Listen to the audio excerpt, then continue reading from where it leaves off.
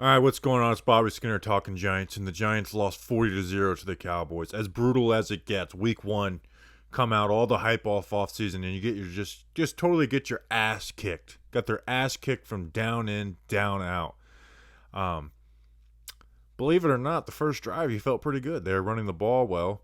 Then JMS messes up, or Andrew Thomas has a false start. JMS messes up a snap, and then you're giving up a blocked field goal for a touchdown, and chaos just ensued after that. I mean, they just got their ass kicked up front, but like their defense just knocked them around all game long, and it wasn't just winning; they were winning quickly. I mean, Daniel Jones was hit on 19 of 28 passes he had. He gave like 7 sacks and 12 QB hits, and that includes two. That doesn't include 2 sacks that they took off the board. Like was scrambling for his life, pressured like crazy, and then Daniel Jones compounded on it with a bad decision on that interception on the sideline.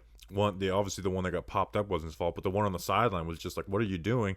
And he was also missing throws overall, just was inaccurate. But Evan Neal and Mark Lewinsky, man, were as awful as they've ever been for the New York Giants. You know, and Mark Lewinsky, we know he's not good. He's 31 years old, but Evan Neal, man, they drafted him 7th overall. Like, there's big expectations for this guy to be a really good player in the NFL, and he looked horrible. And it'd be one thing if it was Micah Parsons, man, but it was backups. It was backups who were winning consistently against these guys, even late into the fourth quarter, just dominating these guys on a down-in, down-out basis. Micah Parsons lined up on the interior and just he caused havoc all game long. Anytime they stunted, which they do a lot, just ruined them. So maybe we should get rid of fucking the guard rotation. JMS was messing up snaps. I mean, it was the worst game in MetLife Stadium ever in that rain, 40-0. Saquon popped up a pick six. The longest play of the game for the Giants was a fumble. A 24-yard pass to Isaiah Hodgins. He fumbles. That's the longest play of the game for the Giants offense. They could have had another big play, and Jalen Hyatt dropped it. So it was the worst game possible. Like all 11. All 11 went out and had their worst game possible. Darren Waller didn't play a ton once it started getting out of control. He led the team with 3 catches and 36 yards. I mean, we didn't have a wide receiver catch a pass until 6 minutes left in the third quarter, and it was for 2 yards to Darius Slayton.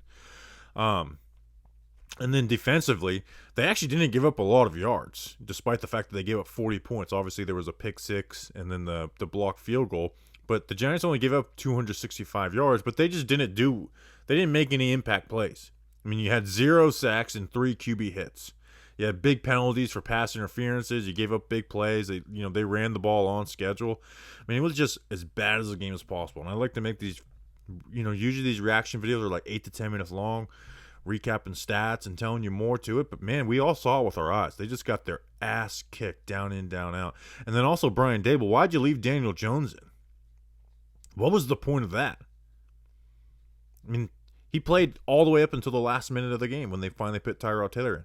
And honestly, in that the drive of the game, they didn't even have Andrew Thomas in. Then Matt Parrott got here, so you got Josh Azudu playing tackle for the first time since last training camp. And it was the right side was getting Daniel Jones demolished. Like the 2 hardest hits he got in the pocket all night were on that last drive that he played in. I understand, oh, they want to get reps. It's pouring rain. You don't have Andrew Thomas in. You don't have Saquon Barkley. You don't have Darren Waller in. What reps do you need? How's that going to make you a better team? So, man, we had high expectations for this team to be better. Obviously, we knew Dallas was more talented than them. But we saw the Giants kind of play them competitive last year and out-scheme them and make some plays. So with the talent gap closing a little bit this past all season, you thought at least it'd be a good-fought battle. And they got their ass kicked. As good as they looked in training camp, we were there at the practices, as good as they looked in preseason, they came out and got their ass kicked up front. And, man, you have Arizona, a team that's actively tanking. Even if you win this game, you can't feel good about this team. Because they have the only way you can turn it around with how you feel about this team is that they beat the 49ers in week 3, who we saw the 49ers play really well. They're probably more talented than the Dallas Cowboys. That's that's what you have to do to really get this turned around, is you have to beat the 49ers.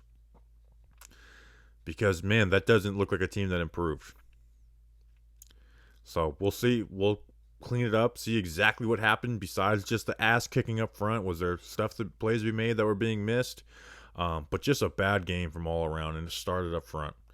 And nobody else made the situation up front better. Daniel Jones didn't. Saquon Barkley did well with the opportunities he got, but then even then he gets popped and drops it. He pops up for a pick six. So just a bad game overall. So we'll have a pod out in the morning, but I want to get this out here. Appreciate you guys. It can't be this bad. Let's go Big Blue.